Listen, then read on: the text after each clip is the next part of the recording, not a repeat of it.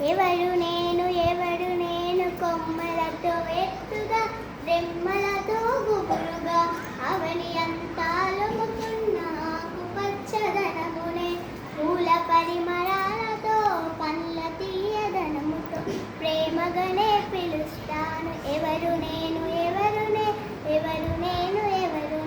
పిట్టెలు పురుగులు పాములు చీమలు నా కొమ్మల్లో రెమ్మల్లో సందుల్లో తొర్రల్లో గూళ్ళు కట్టుకుంటాయి గుడ్లు పెట్టుకుంటాయి. పసి పిల్లలు మీరంతా నా చుట్టూ కూడుతా నా నీడలో ఆడుతారు నా కొమ్మలు ఎక్కి నా రెమ్మలు నక్కిన పువ్వులతో పోటీ పడి నవ్వులు చిందిస్తాను.